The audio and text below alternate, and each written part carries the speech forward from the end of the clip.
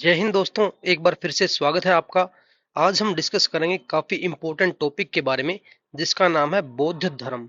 दोस्तों काफी छोटा सा टॉपिक है लेकिन बहुत ज्यादा इंपॉर्टेंट टॉपिक है। लगभग हर एग्जाम में यहाँ से क्वेश्चन पूछा जाता है। तो आज हम इस कंप्लीट टॉपिक को डिस्कस करेंगे। इस वीडियो के अंदर दोस्तों जो भी लाइन आपको लिखी मिलेगी उस हर एक लाइन के अंदर आपको क्वेश्चन मिलेगा और वो क्वेश्चन जो मतलब मैक्सिमम टाइम पूछा गया है। काफी इंपॉर्टेंट वीडियो होने वाली है, बिल्कुल भी स्किप मत कीजिए। सारी की सारी पूरी वीडियो आपके लिए इंपॉर्टेंट होगी। सारे के सारे क्वेश्चन आपके यहाँ से कवर हो जाएंगे। बौद्ध धर्म से रिलेटेड कोई भी क्वेश्चन जो वनडे एग्जाम के अंदर पूछा जाता है इससे बाहर नहीं होने वाला। तो चलिए दोस्तों बिना किसी देरी के हम स्टार्ट करते हैं। दोस्तों बौद्ध धर्म, इसके संस्थापक गौतम बुद्ध थे, जिन्हें एशिया का ज्योतिपुंज या फिर लाइट ऑफ एशिया भी कहा जाता है। यहीं से क्वेश्चन पूछा जाता है कि लाइट ऑफ एशिया किसे बोलते हैं। ये बोलते हैं गौतम बुद्ध को, जो कि बौद्ध धर्म के संस्थापक थे। गौतम बुद्ध का जन्म 563 ईस्वी पूर्व कपिल वस्तु के लुम्बिनी नामक स्थान पर हुआ था, लुम्बिनी में, जो आज के टाइम में कहाँ पे है, ये नेपाल के अंदर है दोस्तों आज के टाइम में। ठीक है। इनके बचपन का नाम क्या था? ये सिद्धार्थ था। इनके पिता का नाम शुद्धोधन था और माता का नाम महामाया। यहाँ से भी क्वेश्चन पूछे जाते हैं कि माता का नाम या पिता का नाम क्या था। इनकी माता की मृत्यु इनके जन्म के 7वें दिन ही हो गई थी, इसीलिए इनका जो लालन पालन था वो किसने किया था? इनकी सौतेली माँ प्रजापति गौतमी ने किया था। ये भी काफी बार पूछा गया दोस्तों, काफी इंपॉर्टेंट है कि इनकी जो सौतेली माँ थी उनका नाम क्या था, जिन्होंने पालन पोषण किया था, वो थी प्रजापति गौतमी। जब गौतम बुद्ध का जन्म हुआ तब क्या हुआ था? तब एक ऋषि ने भविष्यवाणी की थी कि ये बड़े होकर बहुत बड़े सन्यासी बनेंगे। तभी से इनके पिता बहुत उदास रहने लगे और उन्हें घर के अंदर ही रखा। मतलब वो नहीं चाहते थे कि ये दुनियादारी के जो दुख हैं उनका इन्हें पता लगे कि क्या होता है दुनियादारी में, और ये घर पे ही रहें। इसीलिए इन्होंने क्या किया, 16 वर्ष की उम्र में ही इनका विवाह किससे कर दिया? यशोधरा से इनका विवाह कर दिया। और बाद में उनका पुत्र हो, उसका नाम क्या था? राहुल था। लेकिन क्या हुआ दोस्तों, शादी के बाद जब ये मतलब किसी टाइम भ्रमण पे निकले थे, अपने राज्य का भ्रमण कर रहे थे, उसी टाइम इन्होंने जीवन की 4 अवस्थाओं को देखा और उसके बाद इनके मन में वैराग्य उत्पन्न हो गया। वो 4 अवस्थाएं क्या थी? वो 4 अवस्थाएं थी, एक थी बूढ़ा व्यक्ति, एक बीमार व्यक्ति, एक शव को इन्होंने देखा और एक सन्यासी को इन्होंने देखा। देखिए यहाँ पे दिखाया गया है, जब इन्होंने बूढ़े व्यक्ति को देखा तब इन्होंने अपने सारथी से पूछा कि ये मतलब ऐसे झुक के क्यों चल रहा है। तो इनके सारथी ने बताया कि बूढ़ा व्यक्ति है जी, एक दिन सभी को बूढ़ा होना है, आप भी एक दिन बूढ़े हो जाओगे। तब गौतम बुद्ध ने आगे जाकर एक बीमार व्यक्ति को देखा। तब उन्होंने अपने सारथी से पूछा कि ये ऐसे क्यों लेटा हुआ है। तब उन्होंने बताया कि ये बीमार है और बीमारियां आती जाती रहती हैं। तो गौतम बुद्ध ने कहा कि क्या मुझे भी कोई बीमारी आएगी? तब उन्होंने कहा कि हाँ, हो सकता है आप भी बीमार हो, ये सबके साथ ही होता है। तब उन्होंने आगे चलकर एक शव को देखा। इससे पहले उन्होंने कभी किसी मृत इंसान को नहीं देखा था। तब उन्होंने पूछा कि ये इसको ऐसे क्यों लेके जा रहे हैं। तब उनके सारथी ने बताया कि ये मर चुका है अभी, ये इसको अंतिम संस्कार के लिए लेके जा रहे हैं।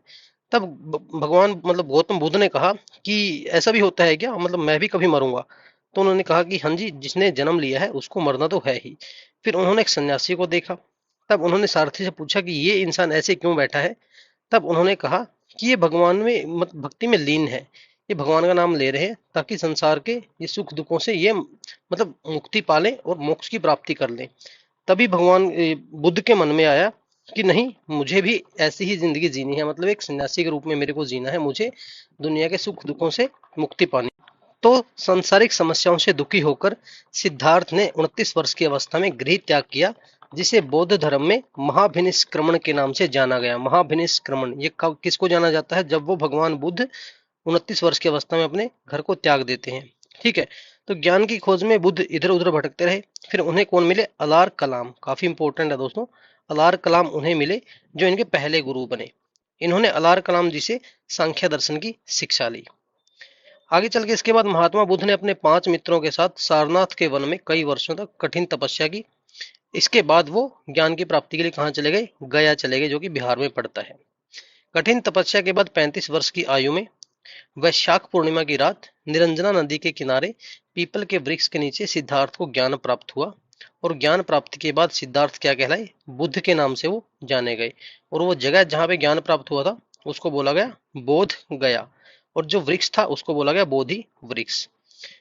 तो बुद्ध ने अपना प्रथम उपदेश ज्ञान प्राप्ति के बाद सारनाथ में दिया।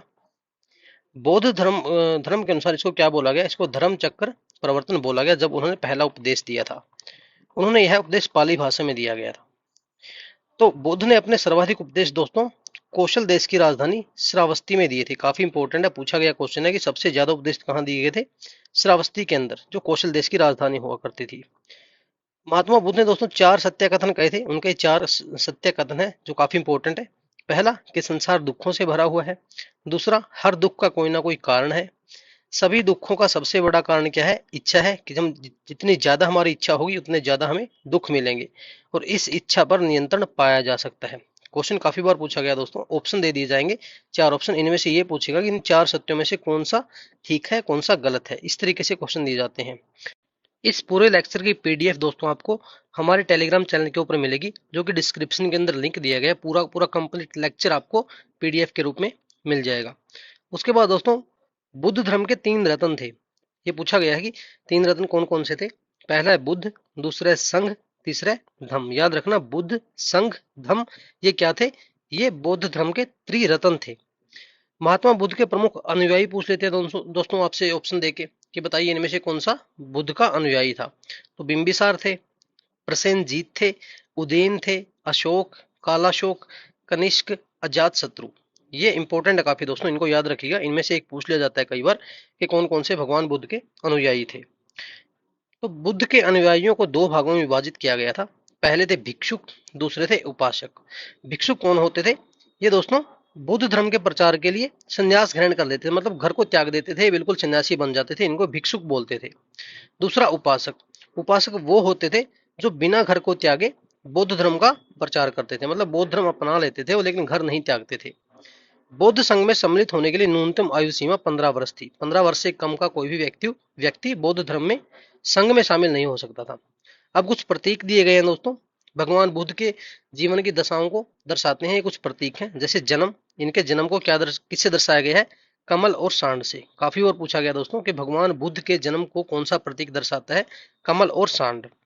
उसके बाद गृह त्याग को क्या दर्शाता है? घोड़ा गृह त्याग को दर्शाता है। ज्ञान पीपल को दर्शाता है।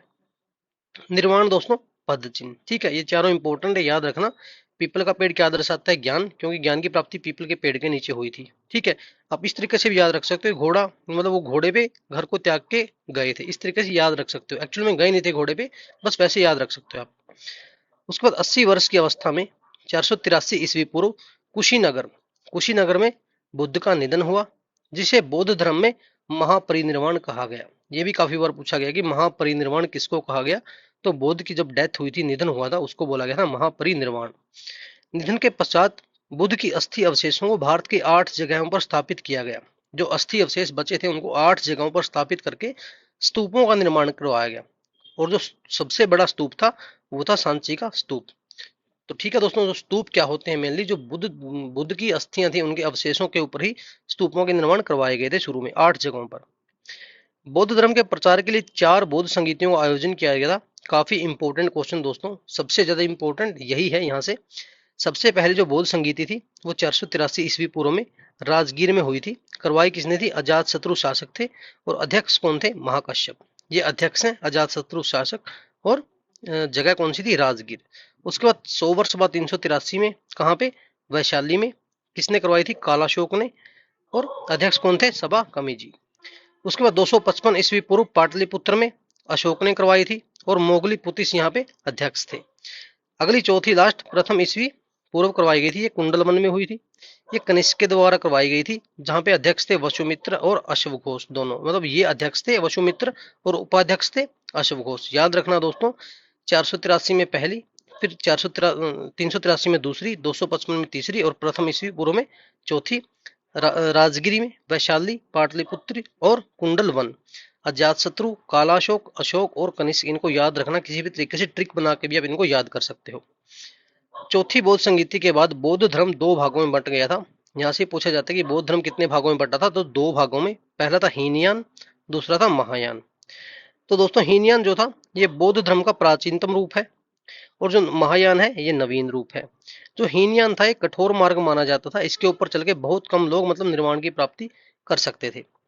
ये बुद्ध को अलौकिक गुण वाला सामान्य पुरुष मानते थे, लेकिन जो महायान वाले थे ये बुद्ध को भगवान मानते थे।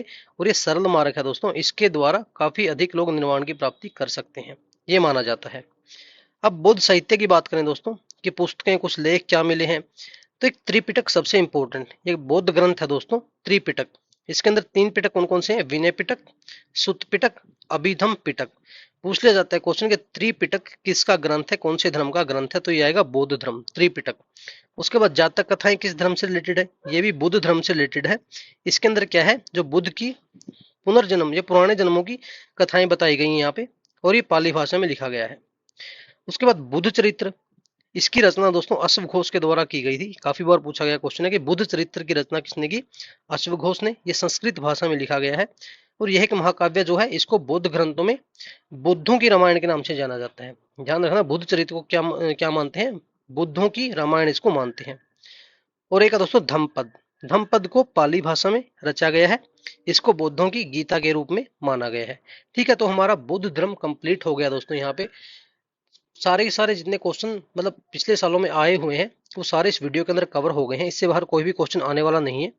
पीडीएफ को डाउनलोड करके अच्छे तरीके से इसको रिवाइज कर लेना।